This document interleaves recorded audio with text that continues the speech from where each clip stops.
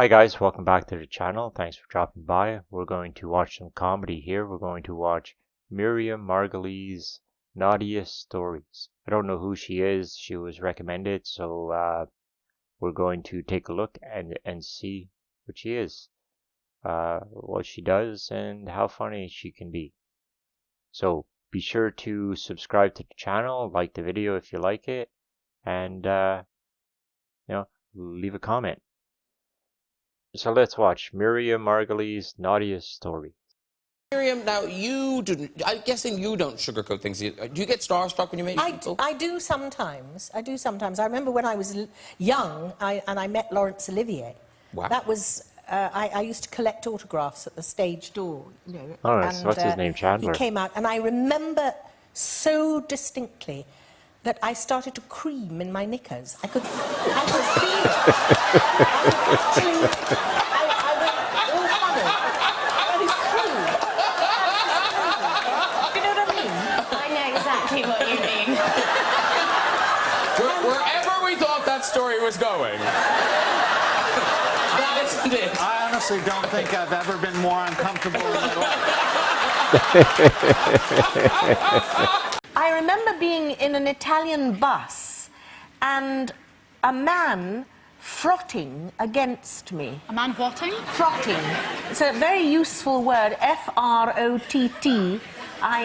frotting. It means sexually rubbing. Someone else would frot you. You wouldn't frot I wouldn't yourself. frot anybody. And he was rubbing against me. Dear. You To know, a it's sort happy, of a happy ending, or? I'm not sure. I didn't look. I didn't check. Your stop might have come before that. It happened to me once in London, actually. I'm warming to my theme, and I remember being on the tube, and a chap pushed his erection into my bottom.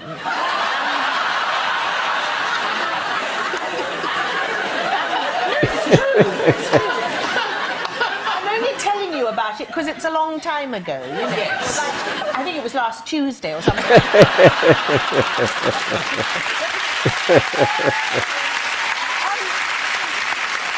I thought that the only way to stop it was to call attention to it very loudly. And I did.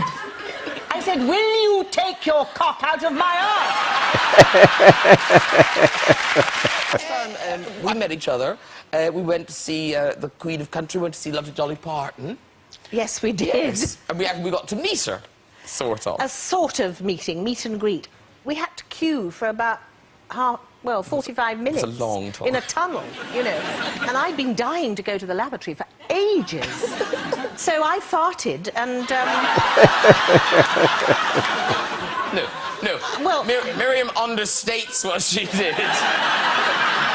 Well, I was irritated, you know. But she goes, we're standing in the queue, and there's like nice people here, all with their dolly pins, and she suddenly goes, "Balls for fart," and it was the loudest fart I've ever heard. Well, I fart a lot. I think I'm just like that. But I don't know why, but I think it brings people together. I think it's an encouraging human thing to do. We all do it. Yeah, we all do it, you know. Because what's the thing you're having done? Is it a colon? I've had it done. Oh, you've had it done? No, actually, this is, it's a sort of party political broadcast. It's on behalf of colonoscopies, because it's a wonderful way of checking what you've been eating and the harm it does to you. But is it easy to check it as it goes in?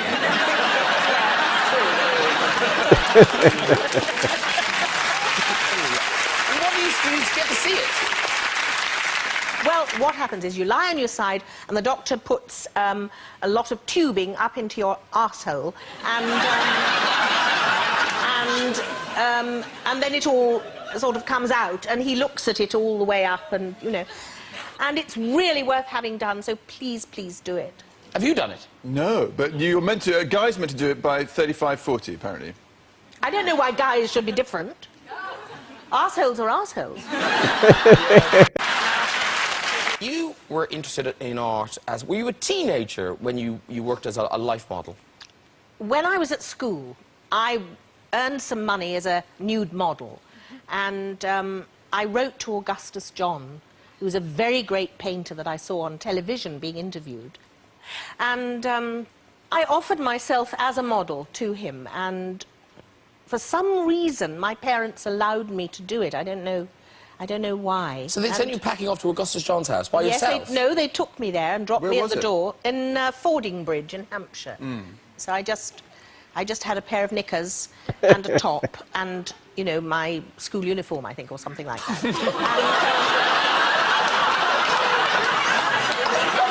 What were your parents thinking? I don't know, because they were very respectable, believe me. And Augustus John then was about 87 or 88, I think. And it's not often that an 88-year-old will see a nude girl of 17, you know, in his own home. And he said, come in. He's a great big fellow in a boiler suit. And he really did. And See your parents driving away. they left me. They went. And he said, right out, take off your clothes. And so I did, quite quickly and decorously. And then, this was the bit that was a bit unexpected. He looked at me, sort of smoothing his beard.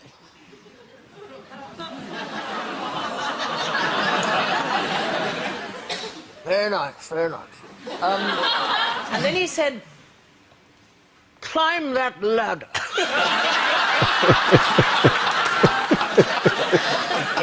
Well, I mean, I don't normally climb ladders clothed, never mind unclothed. But anyway, I sort of went up the ladder, and well, not much you could do on the ladder, you know. Sort of one foot on one rung and the other foot on the other rung, so I was a bit spread out, you know. And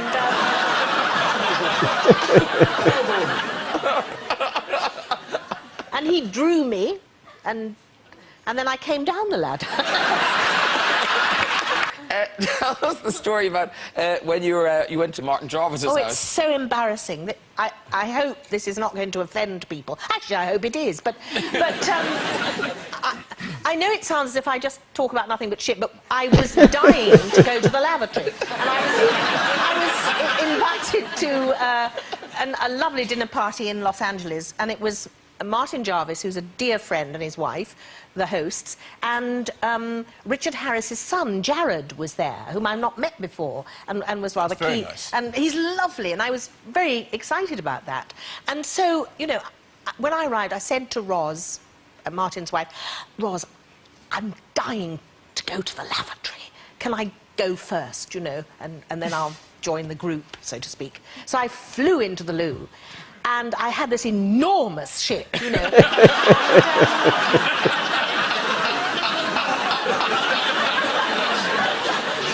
And, you know, then I flushed the loo and washed my hands, and it didn't go down. It didn't go down, it wasn't going down. And then I made this terrible mistake. I flushed the loo again. And it not only didn't go down, it sort of bubbled up to meet me, you know.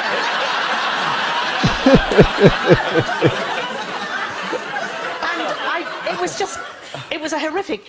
I mean, it didn't... What I was afraid of was that it would surge over the bowl. And, you know... Circle away.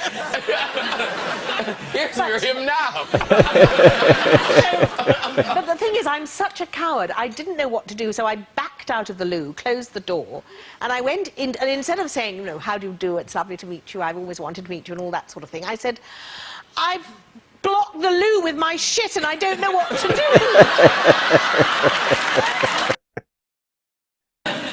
I'm just fascinated by you.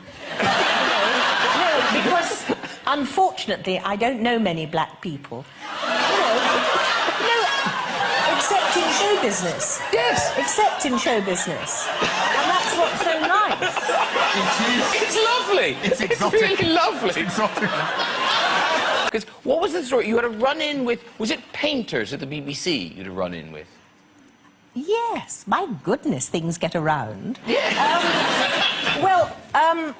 One of the problems when you're stacked, as I am, you know, and when you sort of run along a corridor... I know you're stacked, but just lower down. My stacking Got is them all here.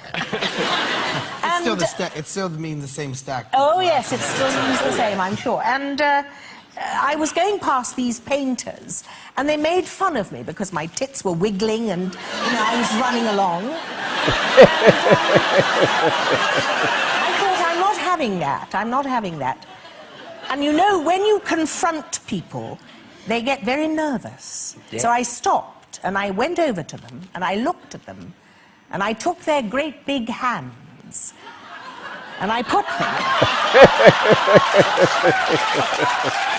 I put them on my great big breasts. They were terrified.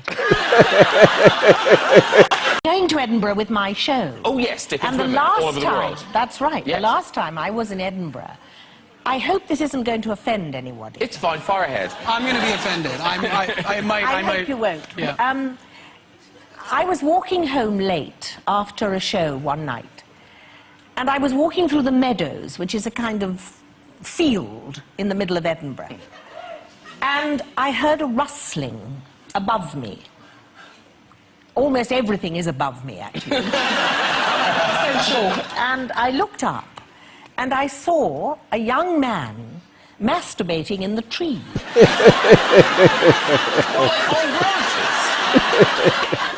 Yeah, climb up there. He climbed up, and I said, "What are you doing?" And he said, And he making said- it rain.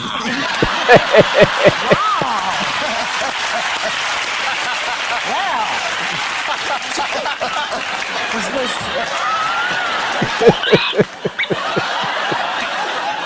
I felt concerned. Yes. And I said, "What is your occupation?" And he said, "I'm a soldier." And I said, "In the tattoo?" Because, you know, there's an Edinburgh tattoo. Yes. And he said, "Yes, I am." And I said, "Come down at once." So he sort of slid down the tree. And I said, "You know you can get into trouble for doing what you're doing." Did you do what you did with the painters with him? I absolutely did. You've heard of helping hands, haven't you? You know. Yes. I helped him out. He was charming, and I must say, also grateful. Jesus, Miriam. Okay, what is the story about you meeting an American man in Cambridge? When I was a student. Yes. Yeah. That was before I was a lesbian. I was just, I was sorting myself out. Yes. And, as you do, at university. And I was on my bike, because we cycled. Over the cobbles, I would imagine. Jack on a bike,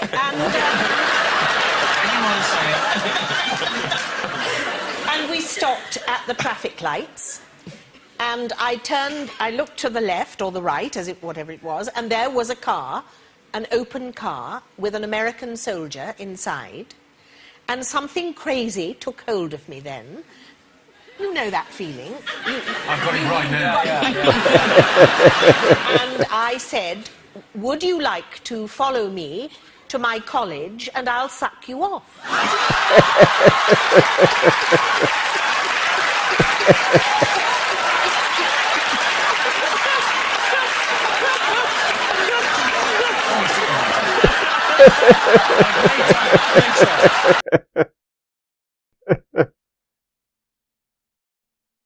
Alright, so, Alright, so that was Miriam Margolyes Naughtiest Stories. Boy, for such a sweet old lady, she's really a dirty bird. I guess that what makes it so funny, you know, the shock value, like, who's his grandma talking about shitting herself? Sucking somebody off. Anyway, she was pretty funny. Thanks for watching. Like the video if you enjoyed it, and subscribe to the channel. We always need subscribers. So again, thanks for watching, and we'll see you on the next one. Have a nice day.